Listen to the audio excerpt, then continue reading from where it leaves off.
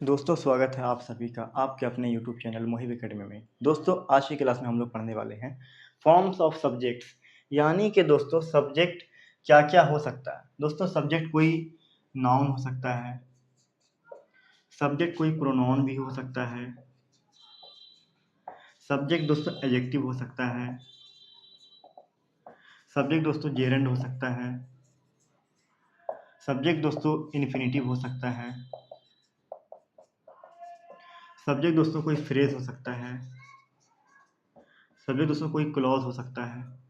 दोस्तों सब्जेक्ट ये सब हो सकता है। मान लीजिए दोस्तों सब्जेक्ट अगर हम नाउन के प्रकार में लें, नाउन एज सब्जेक्ट, तो हम लोग क्या लिख सकते हैं क्वेश्चन में। जैसे दोस्तों नाउन में आ जाएगा राम खाता है,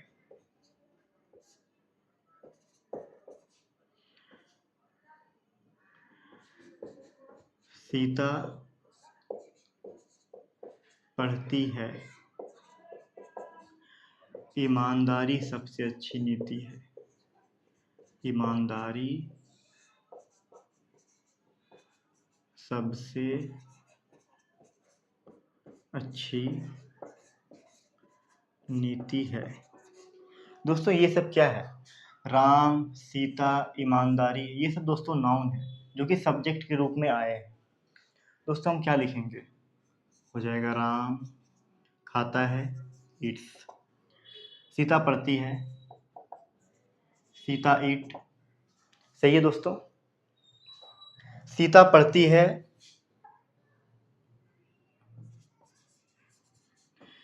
सीता रीड। सही है दोस्तों। क्या यहाँ पे रीड्स लिख देंगे तो क्या गलत हो जाएगा? नहीं दोस्तों, यहाँ पर ना रीड्स होगा, क्योंकि सीता पढ़ती है यानी कि ती है, ता है, ते है, यानी कि प्रेजेंट इंडेफिनिट टेंस जब भी आ जाए दोस्तों तो सब्जेक्ट प्लस V1 या V5 लगाएंगे। और हमें पता है कि ये थर्ड पर्सन सिंगुलर में हम लोग V5 का प्रयोग करते हैं। हो जाएगा राम ईट्स, सीता रीड्स। लिखा हुआ है ईमानदारी सबसे अच्छी नीति है, तो हो जाएगा honesty is the best policy. दोस्तों यहाँ पर ना सब्जेक्ट नाउन के रूप में आया है। अब हम करेंगे क्या? Pronoun as a subject, pronoun को सब्जेक्ट के रूप में। इसे लिखा रहेगा वह पढ़ता है, वे दौड़ते हैं, या फिर दोस्तों प्रत्येक के पास कलम है। दोस्तों ये वह, वे, प्रत्येक, ये सब दोस्तों क्या है? ये सब प्रोनाउंस हैं। तो हम लोग क्या करेंगे यहाँ पे? सब्जेक्ट क्या हो जाएगा? प्रोनाउन। ही पढ़ता है, रीड। सही है दोस्तों। ये दोस्तों गलत हो जाएगा, यहाँ इसका सही हो जाएगा दोस्तों ही रीड्स, क्योंकि दोस्तों ता है यानी कि प्रेजेंट इंडेफिनिट टेंस, वहाँ पे हम लोग दोस्तों ही के साथ हम लोग V5 लगाते हैं। वे दौड़ते हैं, इसका हो जाएगा दे रन्स। बहुत सारे लोग हैं दोस्तों, तो रन्स हो जाएगा। दोस्तों ये सेंटेंस भी गलत है, दे के साथ हम लोग V1 लगाएंगे, दे रन, ये सही हुआ। प्रत्येक के पास कलम है, everyone has pen, has a pen. सभी के पास कलम है, everyone has a pen. Everyone दोस्तों ये क्या है? ये एक प्रोनाउन है, ही भी प्रोनाउन है, दे भी प्रोनाउन है। तो प्रोनाउन एक सब्जेक्ट के रूप में आया है। दोस्तों अब हम लोग पढ़ते हैं adjectives as a subject, adjective as a subject. Adjective को दोस्तों हम लोग सब्जेक्ट के रूप में बनाएंगे, लिखेंगे। जैसे बूढ़े, कमजोर होते हैं, गरीब दुखी है,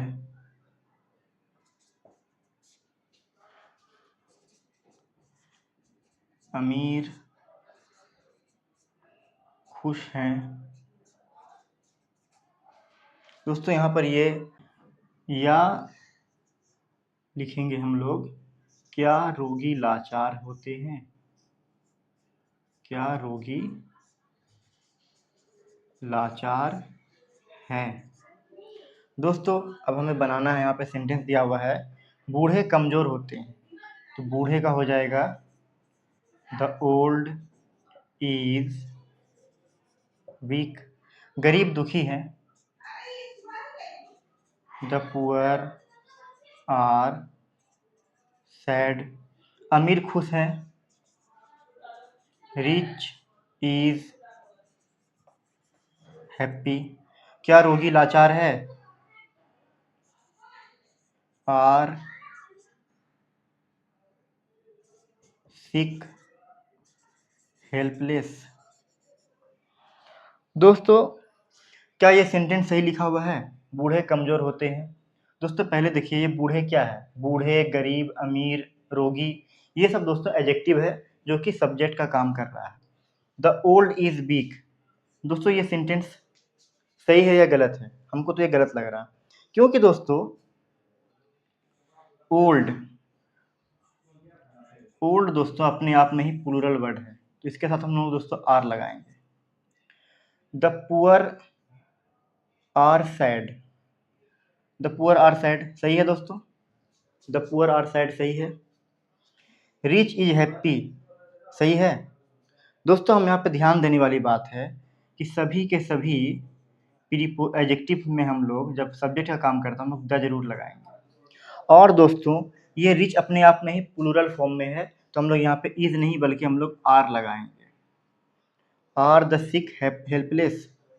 और दोस्तों यहाँ पर ध्यान दीजिए कि एडजेक्टिव के पहले द जरूर लगाएंगे, एडजेक्टिव के पहले द लगाएंगे। और दोस्तों जैसे रिच, पुअर, यूथ, ये सब दोस्तों ओल्ड, ये सब अपने आप में ही प्लूरल फॉर्म में है, तो इसके साथ हम लोग इज का प्रयोग नहीं करेंगे, बल्कि हम लोग इन सब के साथ आर का प्रयोग करेंगे या फिर हैव का प्रयोग करेंगे। दोस्तों द रिचेज आर सैड, ये सेंटेंस दोस्तों सही है?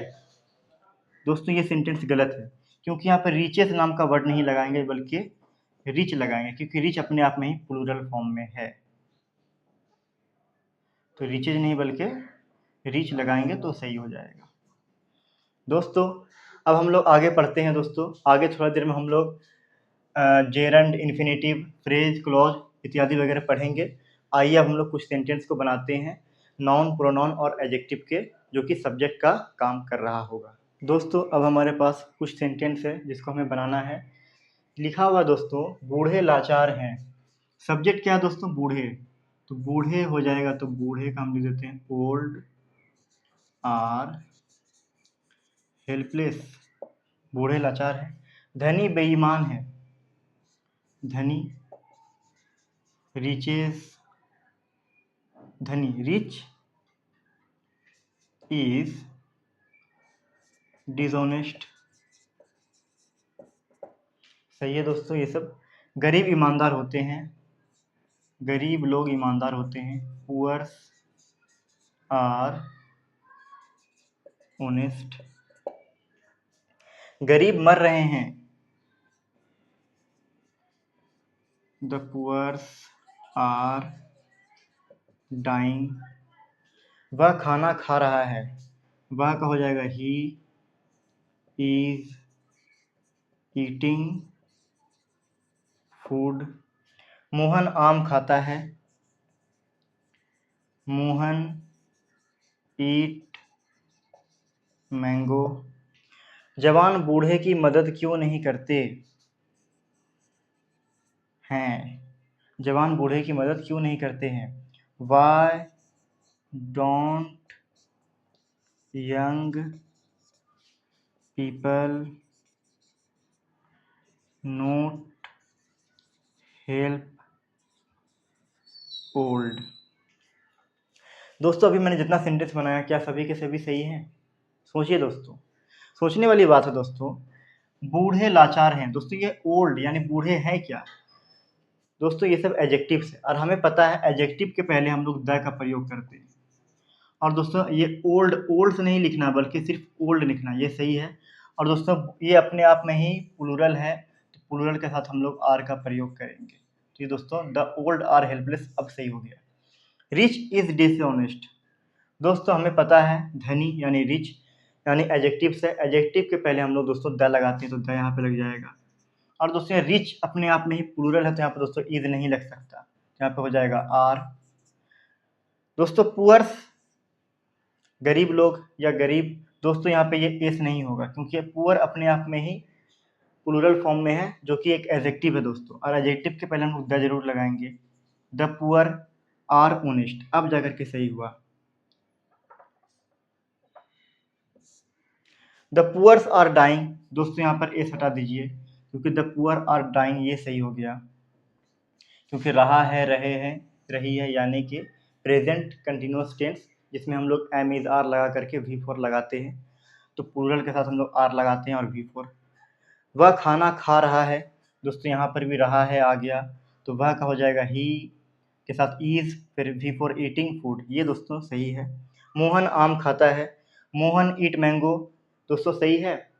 मोहन ईट्स मैंगो होगा क्योंकि दोस्तों सिंगुलर नेम के साथ हम लोग V5 लगाते हैं अगर पॉजिटिव सेंटेंस रहेगा प्रेजेंट इंडेफिनिट टेंस का।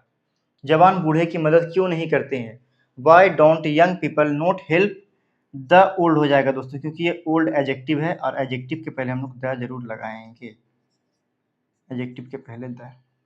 दोस्तों इसको एक और सेंटेंस तरीके से लिख सकते थे हम लोग, एक और तरीके से, तो वो हो जाता वाई के बाद do young people note help the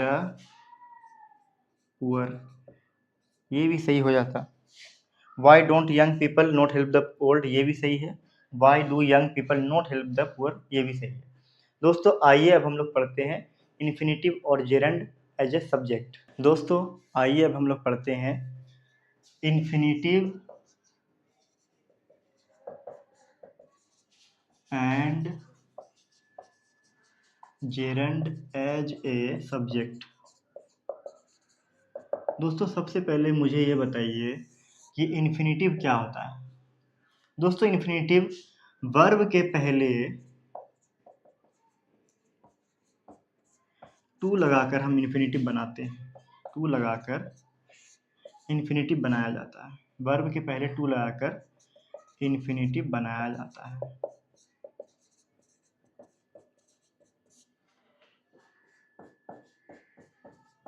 और दोस्तों ये जेरंड क्या है, दोस्तों वर्ब के बाद आईएनजी लगा करके, वर्ब के बाद आईएनजी लगाकर जेरंड बनाया जाता है। जैसे दोस्तों गो लिखा हुआ है, गो में आईएनजी लगा देंगे गोइंग, ये जेरंड बन गया। दोस्तों वर्ब के पहले टू यानी गो लगा हुआ, तो गो के पहले टू लगा देंगे, टू गो, इन्फिनिटिव बन गया, यानी कि 2 + V1 हम लोग पढ़ चुके हैं। और दोस्तों वर्ब के बाद आईएनजी लगाएंगे तो जेरंड बन जाएगा। अब दोस्तों सेंटेंस जैसे मान लीजिए लिखा रहता है खेलना लाभदायक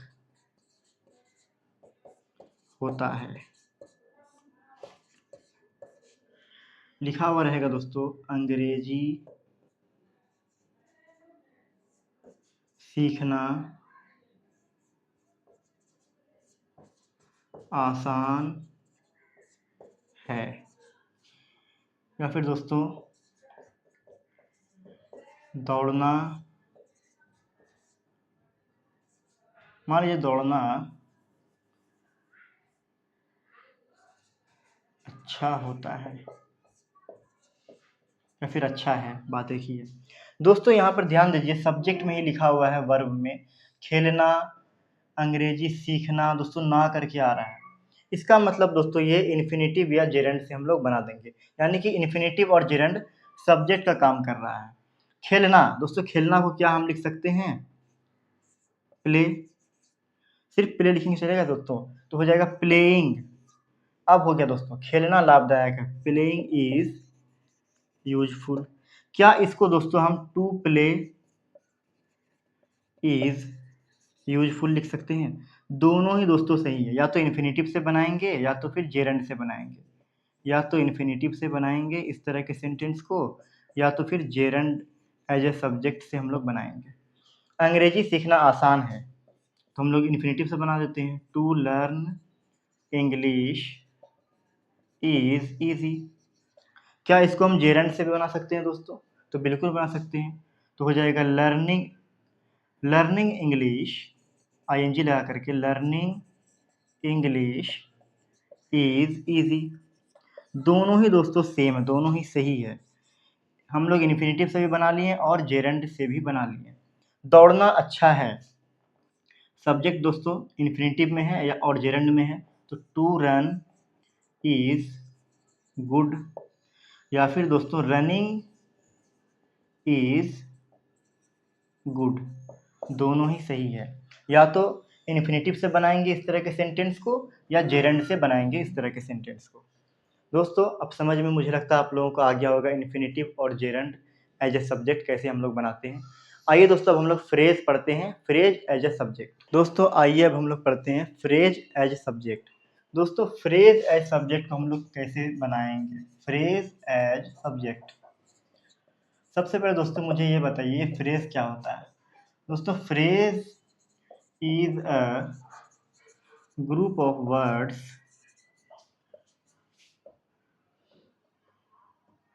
can not makes complete sense. दोस्तों फ्रेज वर्ड का तो ग्रुप होता है लेकिन कंप्लीट सेंस नहीं देता दोस्तों, जबकि सेंटेंस पूरा का पूरा कंप्लीट सेंस देता है। और दोस्तों क्लॉज भी दोस्तों कंप्लीट सेंस नहीं देता, कंप्लीट मीनिंग नहीं देता, कंप्लीट मीनिंग नहीं देता। सेंटेंस कंप्लीट मीनिंग बिल्कुल देता है, कंप्लीट मीनिंग। और दोस्तों ये फ्रेज भी कंप्लीट मीनिंग नहीं देता, कंप्लीट सेंस नहीं देता। दोस्तों फ्रेज में सब्जेक्ट और वर्ब का मेल नहीं होता, जबकि दोस्तों क्लॉज में सब्जेक्ट और वर्ब का मेल होता है। और दोस्तों सेंटेंस में तो खैर सब्जेक्ट और वर्ब का पूरा मेल होता है, लेकिन फ्रेज में सब्जेक्ट और वर्ब का मेल नहीं होता। दोस्तों फ्रेज जैसे लिखा रहता है सेंटेंस में, क्या खाएं, यह एक समस्या है, क्या खाएं यह एक समस्या है। कैसे पढ़ें यह एक प्रश्न है।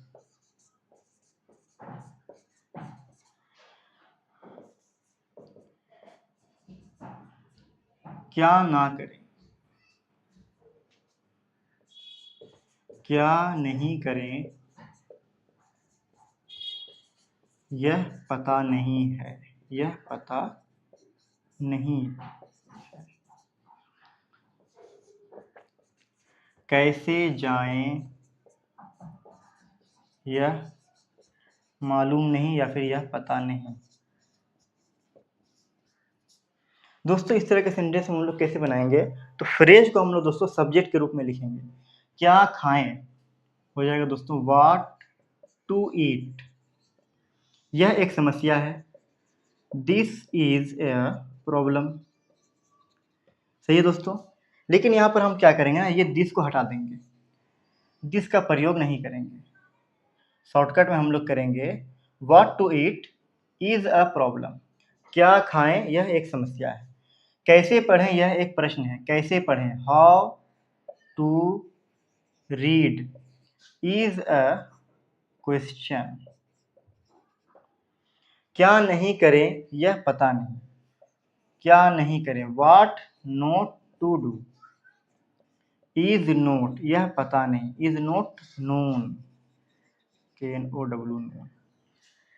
कैसे जाएं यह मालूम नहीं, how to go is not known.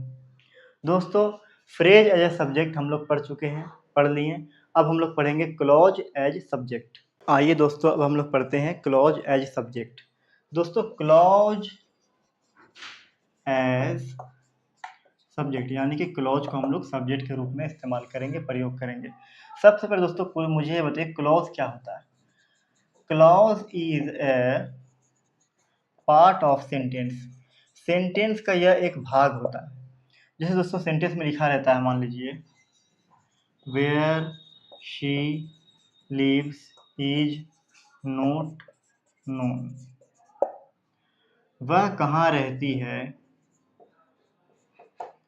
वह कहाँ रहती है यह मालूम नहीं, यह मालूम नहीं। दोस्तों ये पूरा का पूरा सेंटेंस है, where she lives is not known, पूरा का पूरा सेंटेंस है, जिसमें दोस्तों सब्जेक्ट और वर्ब इतना सा हिस्सा दोस्तों ये क्लॉज है, इतना सा हिस्सा ये हमारा क्लॉज कहलाएगा। और दोस्तों हम लोग जब बना रहे थे पिछला सेंटेंस में, इसमें था what to eat is a problem, जो कि एक फ्रेज एज ए सब्जेक्ट था, जिसमें लिखा हुआ था क्या खाएं यह एक समस्या है। तो इसमें फ्रेज क्या था, जैसे व्हाट टू ईट में दोस्तों सब्जेक्ट है, वर्ब तो मिल गया, लेकिन सब्जेक्ट दोस्तों, सब्जेक्ट रहेगा तो वर्ब नहीं रहेगा, वर्ब रहेगा तो सब्जेक्ट नहीं रहेगा, इसी को हम लोग बोलते हैं फ्रेज। लेकिन दोस्तों क्लॉज का अपना सब्जेक्ट और वर्ब होता है। क्लॉज का वेयर शी लिव्स सब्जेक्ट भी है, वर्ब भी है, लेकिन दोस्तों पूरा का पूरा कंप्लीट मीनिंग क्लॉज नहीं देता। क्लॉज कंप्लीट मीनिंग नहीं देता दोस्तों, कंप्लीट मीनिंग नहीं देता। सेंटेंस पूरा का पूरा कंप्लीट मीनिंग देता है, फ्रेज कंप्लीट मीनिंग नहीं देता, क्लॉज कंप्लीट मीनिंग नहीं देता। दोस्तों क्लॉज का अपना सब्जेक्ट और वर्ब होता है, फ्रेज का वर्ब और सब्जेक्ट में मेल नहीं होता, और दोस्तों सेंटेंस में सब्जेक्ट वर्ब का पूरा मेल होता है। तो आइए दोस्तों अब हम लोग पढ़ते हैं क्लॉज एज ए सब्जेक्ट का कुछ सेंटेंस को हम लोग आगे बनाते हैं। दोस्तों अब हमारे पास कुछ सेंटेंस है जो कि क्लॉज एज ए सब्जेक्ट का सेंटेंस है दोस्तों। तो हम लोग इसको कैसे बनाएंगे। लिखा हुआ दोस्तों वह कहाँ जाती है, यह एक रहस्य है। वह कहाँ जाती है, कहाँ का हो जाएगा वेयर, ता है ती है यानी कि हो जाएगा डू या does, she go is a mystery. सही है दोस्तों, where does she go is a mystery, वह कहाँ जाती है यह एक रहस्य है, where does she go is a mystery. सही है दोस्तों। नहीं दोस्तों ये सेंटेंस गलत है, क्योंकि जब भी हम लोग क्लॉज एज ए सब्जेक्ट बनाएंगे तो हम लोग ये डू डज का प्रयोग नहीं करेंगे दोस्तों, हेल्पिंग वर्ब का प्रयोग नहीं करेंगे, एनोमेलस फाइनाइट का प्रयोग नहीं करेंगे। तो हो जाएगा where she goes is a mystery. ये जा करके दोस्तों सही हुआ। तुम कहाँ रहते हो यह मुझे पता है, वेयर डू यू लिव, लिख दे दोस्तों वेयर डू यू लिव। नहीं दोस्तों डू का प्रयोग नहीं करेंगे, एनोमेलस फाइनाइट का प्रयोग नहीं करेंगे, हेल्पिंग वर्ब का प्रयोग नहीं करेंगे, do does did am is are was were, इन सब का प्रयोग नहीं करेंगे। वेयर यू लिव तुम कहाँ रहते हो, वेयर यू लिव यह मुझे पता है, is known to me, is known to me यह मुझे पता है। राम कहाँ गया यह एक रहस्य है दोस्तों, राम कहाँ गया, यानी कि दोस्तों past indefinite tense, past indefinite tense का दोस्तों रूल क्या होता है, सब्जेक्ट प्लस V2, यही होता है ना। तो यहाँ पे क्या हो जाएगा, और दोस्तों यहाँ पे क्वेश्चन वाला अगर आ जाए तो हम लोग WH लिख करके डिड लगाते हैं दोस्तों, डिड के बाद अगर सब्जेक्ट लगाते हैं दोस्तों, फिर उसके बाद V1 का प्रयोग करते हैं। लेकिन दोस्तों यहाँ पर हम लिख दें राम कहाँ गया, तो हो जाएगा वेयर डिड राम गो, यह एक रहस्य है, दिस इज अ मिस्ट्री। सही है दोस्तों, जो मैंने अभी बनाया राम कहाँ गया, वेयर डिड राम गो, यानी कि पास्ट इंडेफिनिट का question sentence, this is a mystery. सही है दोस्तों। लेकिन दोस्तों जब भी हम लोग क्लॉज एज ए सब्जेक्ट बनाएंगे, राम कहाँ गया यह एक रहस्य है, इस तरह का सेंटेंस रहेगा दोस्तों, तो हम लोग को पता है कि डिड का प्रयोग यहाँ पर नहीं करेंगे। डायरेक्ट बनाएंगे दोस्तों तो हो जाएगा वेयर राम गो नहीं दोस्तों, went, where Ram went, this का भी प्रयोग नहीं करेंगे, is a mystery, where Ram went is a mystery. दोस्तों तब जा करके ये सेंटेंस बनेगा, where Ram went is a mystery. दोस्तों आइए अब हम लोग पढ़ते हैं रिलेटिव क्लॉज। दोस्तों अब हमारे पास जो सेंटेंस है, ये सेंटेंस दोस्तों रिलेटिव क्लॉज का सेंटेंस है, क्योंकि दोस्तों यहाँ पर रिलेटिव क्लॉज कैसे पहचानेंगे, जो लड़का खेल रहा है वह मेरा भाई है। दोस्तों कोई ना कोई रिलेशन, जहाँ पर भी दोस्तों जो लड़का खेल रहा है, जो लड़का पढ़ रहा है, जिसका कलम है, जो जिसे इस तरह से दोस्तों प्रतीत हो, तो हम लोग समझ जाएंगे कि वह रिलेटिव क्लॉज है। इसको दोस्तों हम लोग कैसे बनाते हैं, जो लड़का खेल रहा है, the boy who is playing, जो लड़का खेल रहा है, वह मेरा भाई है, ही इज माई ब्रदर। दोस्तों क्या यहाँ पे ही देना जरूरी है, जो लड़का खेल रहा है वह मेरा भाई है, the boy who is playing is my brother, यहाँ तक ही लिखिए, ये सही है। जो लड़का चोरी करता है वह सजा पाता है, जो लड़का चोरी करता है, ता है, हो जाएगा जो लड़का, द बॉय हु स्टील्स, दोस्तों V5 लग गया, the boy who steals gets punishment, जो कठिन परिश्रम करता है वह सफलता पाता है, जो कठिन परिश्रम करता है। दोस्तों यहाँ पर एक आदमी का बात किया जा रहा है, जो कठिन परिश्रम करता है वह सफलता पाता है, और यहाँ पे लिखा दोस्तों जो कठिन परिश्रम करते हैं वे सफलता पाते हैं। दोनों में दोस्तों थोड़ा सा अंतर है, अंतर यहाँ पर एक आदमी का बात हो रहा है, वन पर्सन, और यहाँ पर दोस्तों बहुत सारे पर्सन की बात हो रही है। तो हम लोग यहाँ पे क्या करेंगे, जो कठिन परिश्रम करता है तो हो जाएगा one who works hard, singular word में दोस्तों हम लोग V5 लगाते हैं, one who works hard gets success,